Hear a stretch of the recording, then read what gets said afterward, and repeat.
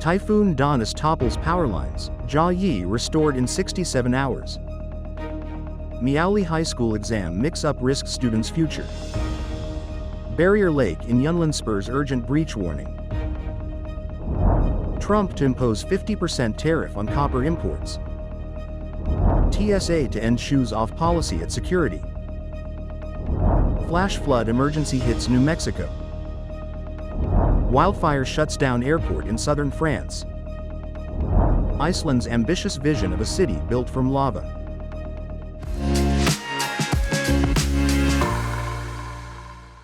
Hello everyone, I'm Oceana. Thank you for joining us on FUNDAY News. It is Thursday, July 10th, Global Energy Independence Day, and here are top stories.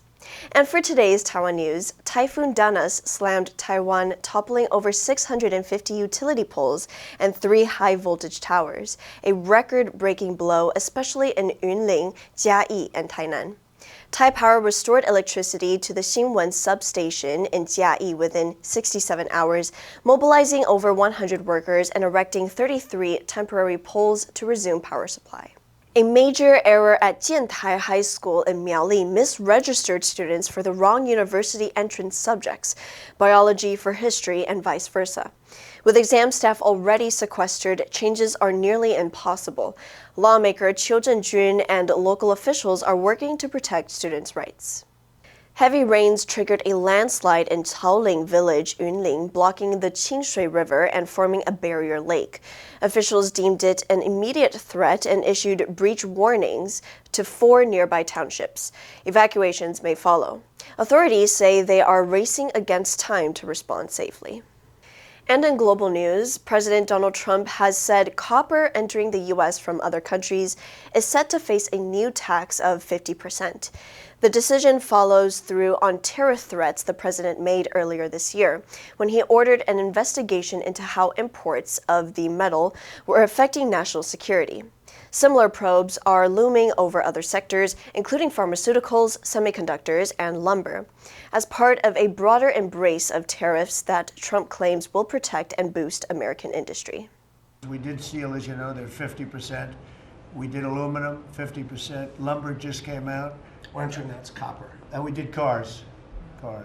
And now, today we're doing copper. Copper prices in the U.S. jumped to a record high after the announcement of the new import tax, which Commerce Secretary Howard Lutnick said is expected to take effect around the end of this month. Lutnick said he expects President Trump to sign documents in the coming days to formalize the decision, which the president revealed in an offhand remark during a televised cabinet meeting. The U.S. imported about 810,000 metric tons of refined copper last year, roughly half of what it consumed. Chile was the biggest supplier, followed by Canada. The metal is a key component in military equipment, electric vehicles, and construction. Current U.S. tariff rates on copper are typically far lower than 50%.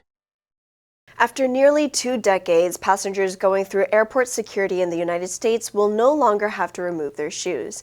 The Secretary of Homeland Security announced on Tuesday that the Transportation Security Administration will be eliminating the requirement effective immediately. She said TSA will no longer require travelers to remove their shoes when they go through our security checkpoints. We want to improve the travel experience while maintaining safety standards and ensuring that we are keeping people safe.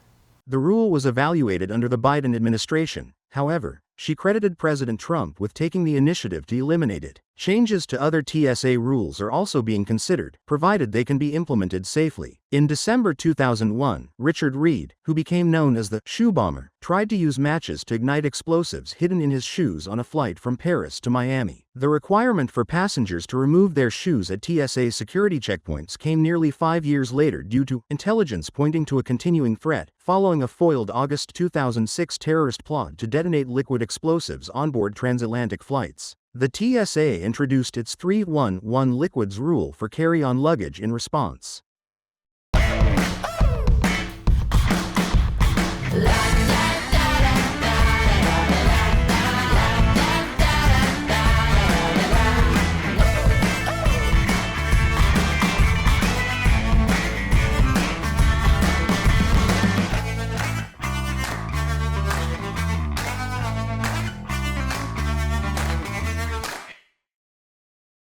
A New Mexico mountain town hit by devastating wildfires last year experienced dangerous flooding on Tuesday after heavy rain fell on areas burned in the blazes.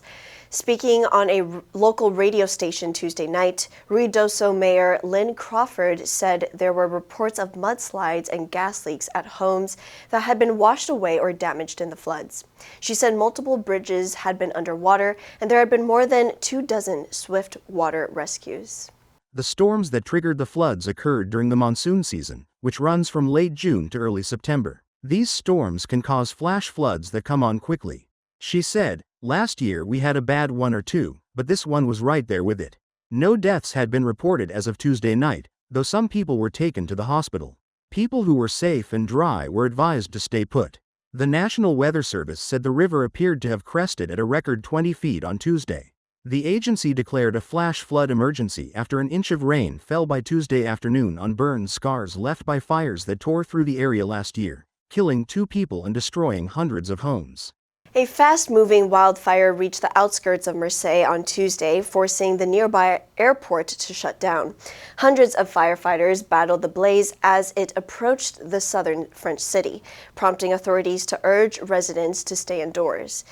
Aided by firefighting helicopters and aircraft, crews brought the fire under control by evening, but forecasts of strong winds raised concerns that it could advance further towards France's second most populous city. The fire, fanned by winds of up to 70 kilometers per hour, could be smelled in the center of Marseille as thick clouds of smoke hovered over the city. Regional Prefect Georges François Leclerc said the fire has burned through 700 hectares and is considered under control, even though it is still active. About 20 buildings have been at least partly affected, but no fatalities have been reported, and hundreds of homes have been saved by firefighters. Over 700 firefighters were battling the blaze, aided by helicopters and firefighting aircraft. Wildfires, becoming more destructive in recent years and attributed to climate change, were also raging in northeastern Spain, where large parts of the country were on high alert. Lava has historically been an uncontrollable force that destroys buildings and neighborhoods in its wake. But what if that force could instead be redirected and harnessed to create whole cities? An ambitious project from Icelandic firm SAP Architecture, presented at this year's Venice Architecture Biennale, proposes just that. Whereas lava naturally cools on the landscape to become volcanic rocks such as basalt, lava forming lays out strategies for cooling it in controlled ways so that it can set into walls, columns, and other architectural elements capable of producing new settlements. Along with collaborators, SAP Architecture has made a film imagining the year 2150, when such building technology could become a reality, reshaping the world in the process. Founded by Arnhildur Palmadottir and operated with her son Arnar Skarfajansson, SAP Architecture has been undertaking research and conducting tests to explore how something seen primarily as a threat can be transformed into a renewable resource capable of producing sustainable buildings. Iceland is one of the most active volcanic regions in the world, situated on a rift between 2 tectonic plates. Home to around 30 volcano systems, the country experiences an eruption on average every 5 years. The answer for yesterday was B, alliance. The 2 countries formed a military alliance to strengthen regional security. Did you answer correctly? Now let's delve into today's news, TSA to end shoes-off policy at security. Number 1, eliminate, 消除,淘汰. The team is focused on eliminating unnecessary steps in the process. Number 2, initiative, 新倡议,主动权. The government launched a new initiative to reduce plastic waste. Number 3, ignite, 点燃,激起. His speech ignited a heated debate among the audience. Next, we have a multiple choice question for everyone to practice. Which answer would you choose? You can write your answer in the comment section, and the correct answer will be announced tomorrow. Global Energy Independence Day was established to encourage more people around the world to promote and use alternative energy sources, including solar, wind, and geothermal, as well as other technologies still in development. Its background can be traced back to the early 20th century when the famous inventor Nikola Tesla generated revolutionary ideas about renewable energy sources that were far ahead of his time. And that's all for today's FUNDAY News. Be sure to tune into FUNDAY News from Monday to Friday and click the link below to join FUNDAY for free. I'm your host, Oceana, and I'll see you next time.